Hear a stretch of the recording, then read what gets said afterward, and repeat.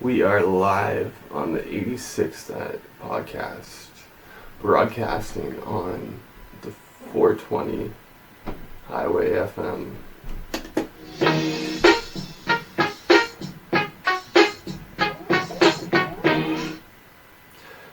How's it going, everybody? We are back live on the Highway 420. This is the 86th podcast. Let's go. This is episode 5. That's right, we made it to episode 5. Oh, thank you. You're too kind. You're too kind. This week we're going to be going through some emails. Turns out some fans have been asking me and the 86th team for life advice and stuff like that. So we're going to go through some emails in a bit. But we've got a few topics. Basically, this has been requested by the crew. This isn't really an issue for me, but people who wear masks in cars and stuff like that, the crew has brought to my attention that it's stupid. People, wearing a mask in your car is like wearing a mask in your home. You know what I mean? I don't know, that might not be the same thing, but, why do we have to wear a mask in our cars? Like, is that, I don't know, it's just, it looks weird, like, I get it when we go to stores we gotta wear a mask, but why when we're in our cars, why do we have to wear a mask? That's a valid question, right? Like, why do we have to wear a mask when we're in our cars? It seems like, I think it's the same thing as having to wear a mask in your house. That's your car. You know what I mean? That's your car. Why do you gotta wear a mask in your car? I don't have much to say about it except it kind of looks stupid. Like, especially if you're driving alone, it's like, I get it if you skip the dishes or DoorDash or the delivery services, right? But, let's get it real. That's your car. Why do you gotta wear a mask in it? I don't have an issue with it. The crew, somebody in the crew told me to talk about that on the podcast. So, just when you're, comment below when you're driving. Do you wear your mask? Do you wear,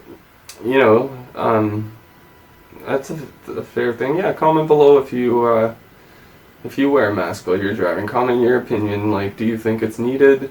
Do you think it's comparable to wearing a mask in your own home? I don't know, because a car, it's, you're closed in, the door's shut, it's not necessarily behind closed doors, but it's behind a closed door. Why do you need a mask? You know what I mean? That's your car. That's your door that you close. Anyways, the next thing is, I don't really know how to start this one off. Need some good energy. Yeah. So, the next topic is, apparently, ever since the beginning of energy drinks, they've been putting bull sperm in energy drinks like Monster, Red Bull, all of them, pretty much. And I don't know, I don't agree with it because, you're taking the semen from the bulls and putting it in an energy drink. And the thing is they're doing it. I'm sure the bulls aren't willing, so it's pretty much rape, and it's whack because I've seen a documentary on dog breeding on Netflix before, and they do the same thing with dogs to help breed dogs, and it's kind of, I don't like it. I think that it's cruel, and I think it's technically rape that they're jerking off these bulls, putting their semen in our energy drinks.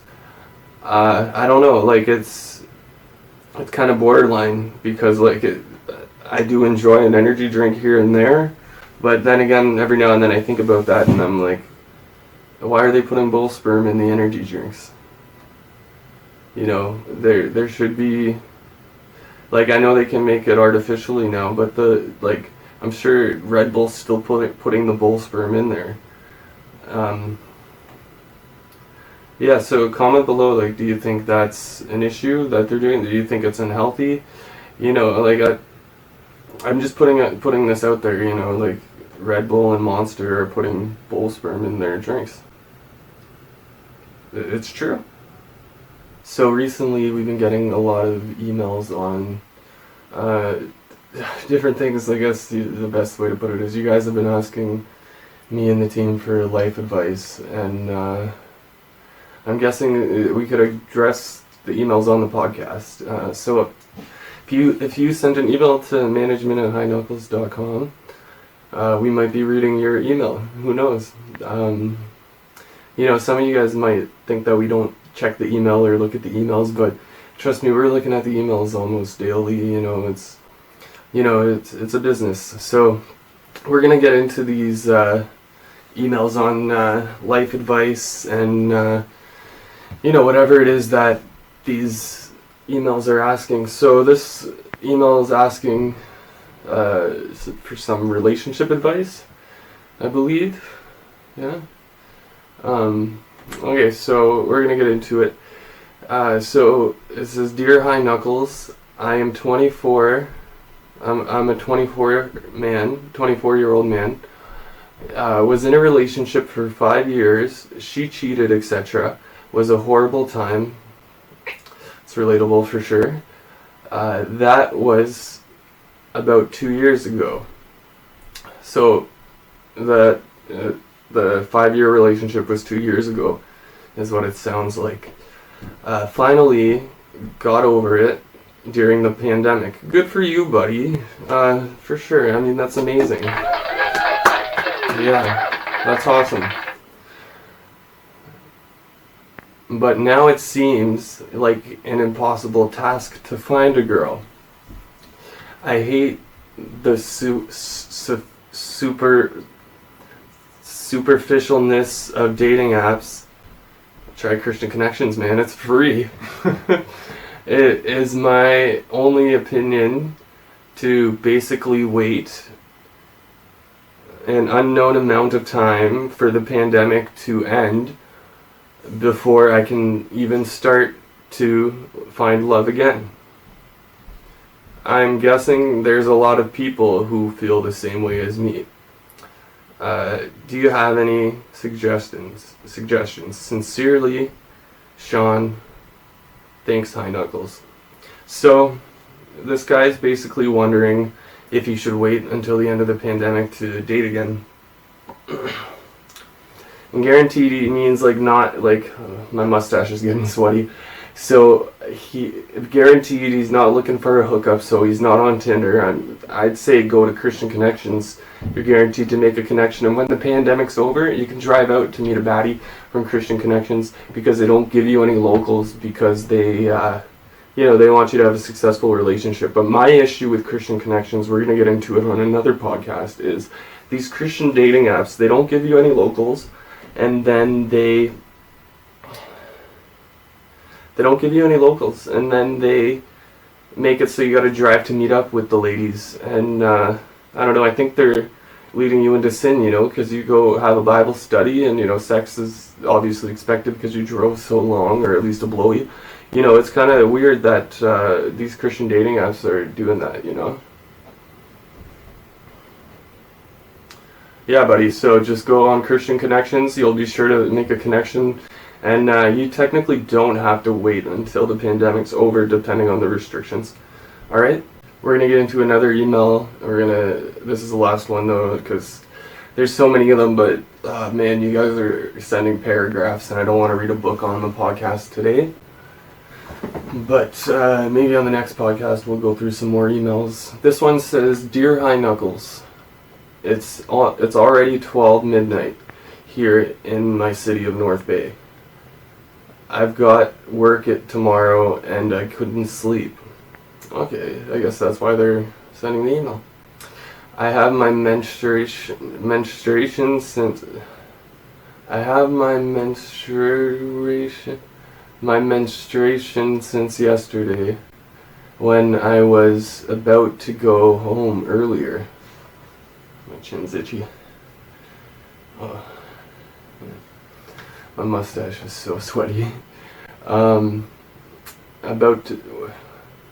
I was about to go home earlier, it was kind of uncomfy, and my office mates and my boss, I'm the only woman at our office, or at our company, because it's a startup.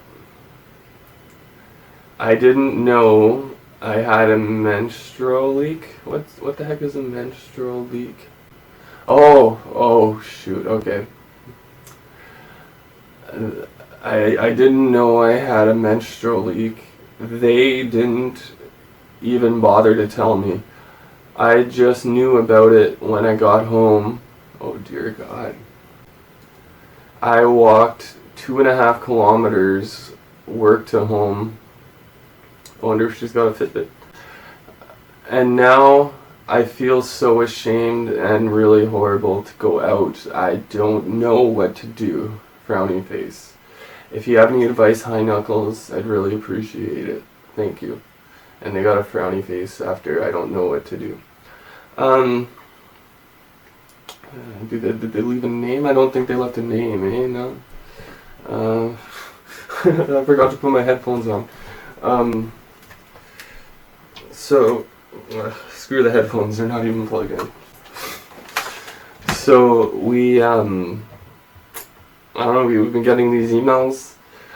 This one I don't really know how to respond, but just keep doing what you're doing. You're putting in the work at the office, and it's always great to see a woman in the office, I guess. I don't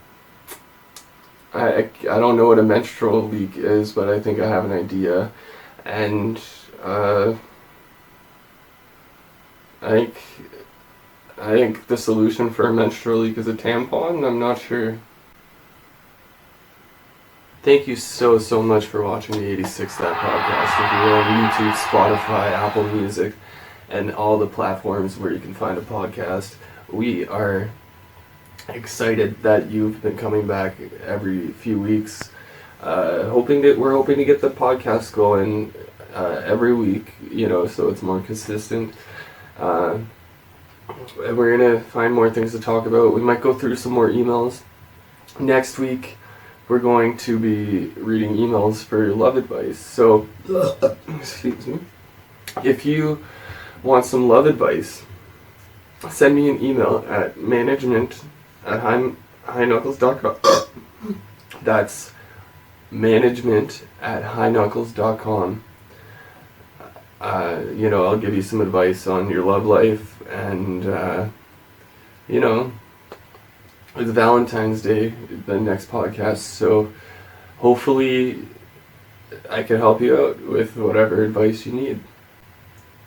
I'm signing off on the Highway 420 FM. This is the 86 That Podcast. I'm signing off. We are excited to come back on Valentine's Day with love advice. Yeah. So, I'll see you next week on episode 6. You guys are too kind. Okay? You guys are too kind. Thank you so much for watching. I'll see you on Valentine's Day. Send me an email, management@highnukcles.com. Peace, we out.